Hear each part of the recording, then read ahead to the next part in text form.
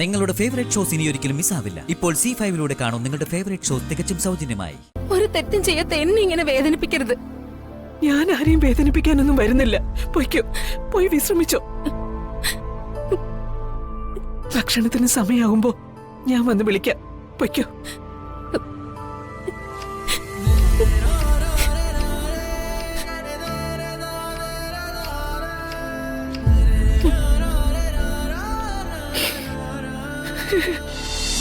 എത്ര നാളായിട്ട് മോള് ഈ കാലും മുണ്ടി നടക്കുന്നു?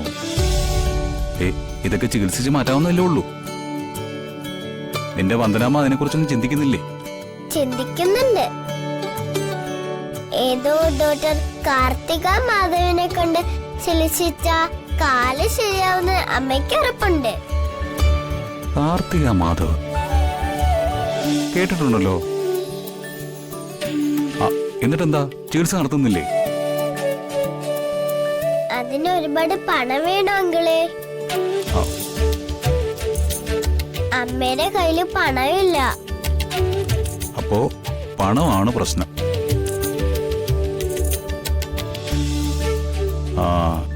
മോള് ക്ഷേത്രത്തിൽ വെച്ചല്ലേ പണത്തിന്റെ പ്രശ്നം പറഞ്ഞത്? എല്ലാം കാണുന്നുണ്ട് ദേവി. മോളുടെ കാര്യത്തില് ദേവി ഒരു വഴി കാണിച്ചു തരാതിരിക്കില്ല. വന്ദനാമ്മയെ പോലെ ഒരമ്മയെ മോൾക്ക് തന്ന ദേവി മോളുടെ അസുഖം ഭേദമാക്കി തരും. എനിക്കറിയാം അങ്കിളെ, ദേവി എല്ലാം കാണുന്നവളാ. മോള് ദേവിയോട് പ്രാർത്ഥിക്ക്, എല്ലാം നടക്കും.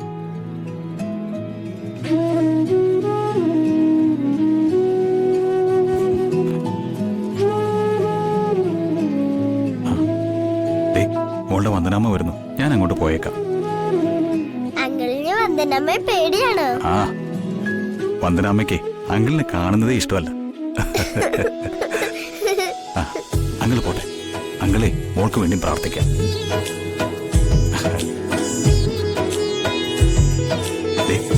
ഞാനിവിടെ വന്നെന്നോ നിന്നെ കണ്ടെന്നോ വന്ദനാമ്മയോട് പറയരുത്. എന്നെ ഓടിച്ചിട്ട് പിടിച്ച് കാണിച്ച് കീറിക്കളയും. സിംഹ വന്ദനാമ്മ, സിംഹം.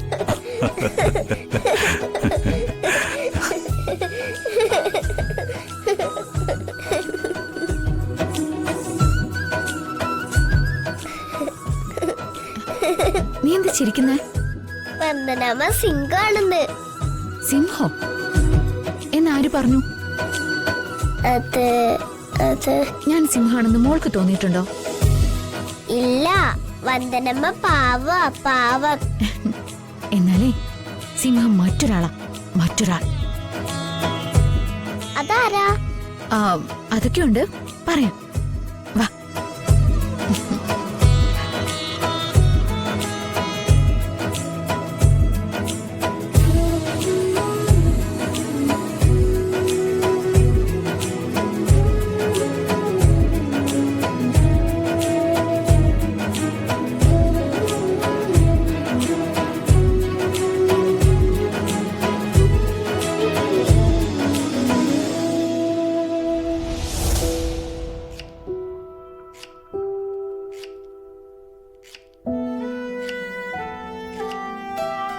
അല്ല, അമ്മയിന്ന് നേരത്തെ അടുക്കള കയറിയോ?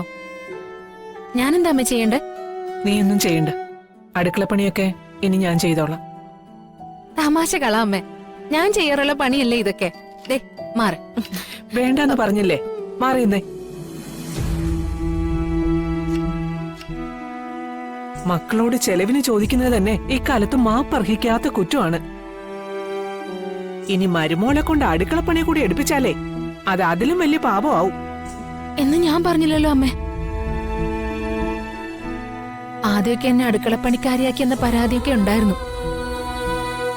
പിന്നെ ഹരിത അടുക്കള കയറുന്നില്ല എന്നുള്ള കാര്യത്തിലായിരുന്നു മുറുമുറുപ്പ്. ഇപ്പോ ഞാൻ ആരെക്കുറിച്ചും പരാതി പറയുന്നില്ല.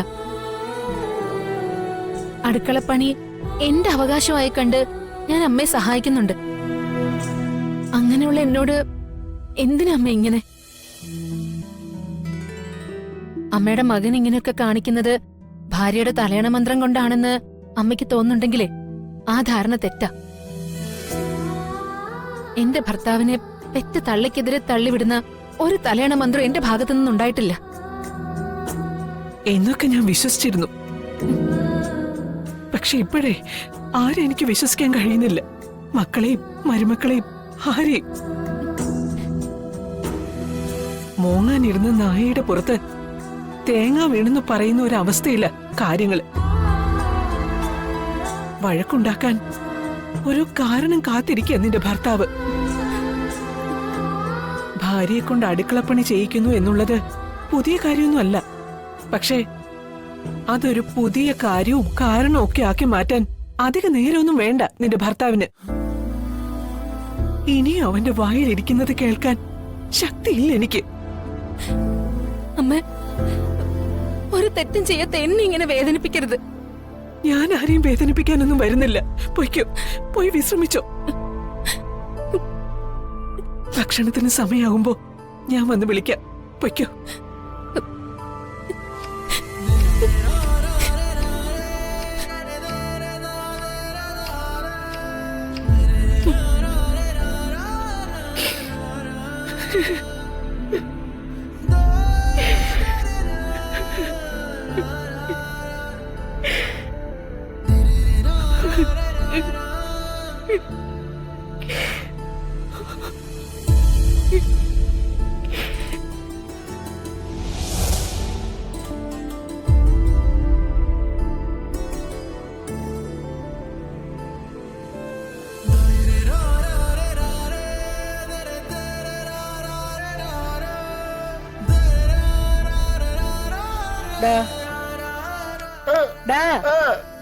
നീ എന്താ നോക്കിക്കൊണ്ടിരിക്കുന്നേ?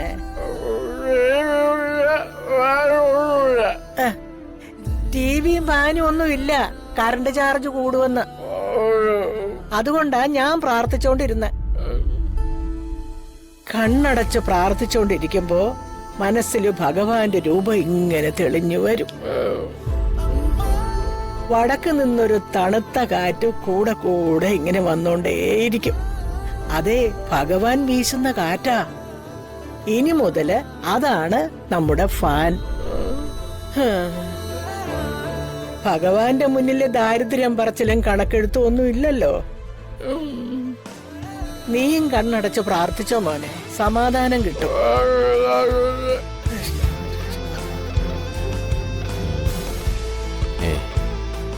ഇതെവിടെയത്?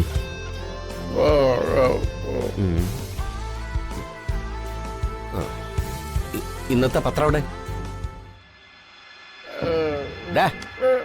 ഇന്നത്തെ പത്രം എവിടെ? പത്രം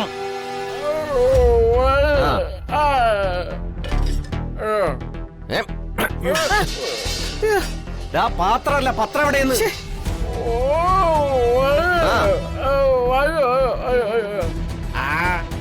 നിന്നുണ്ടല്ലോ. അതെ, ചെലവ് ചുരുക്കലിന്റെ ഭാഗമായി പത്രം വരുത്തുന്നത് ഇന്ന് മുതലങ്ങ് നിർത്തി. പത്രം നിർത്തിന്നോ? ആരോട് ചോദിച്ചിട്ട് നിർത്തി? ആരത് വേണ്ടാന്ന് പറഞ്ഞേ? ഇതുവരെ ഇവിടുത്തെ കാര്യങ്ങളെല്ലാം നോക്കി നടത്തിയിരുന്നത് ചന്ദ്രികയാ. പത്രത്തിന്റെ പൈസ കൊടുക്കുന്നത് മാധവനും.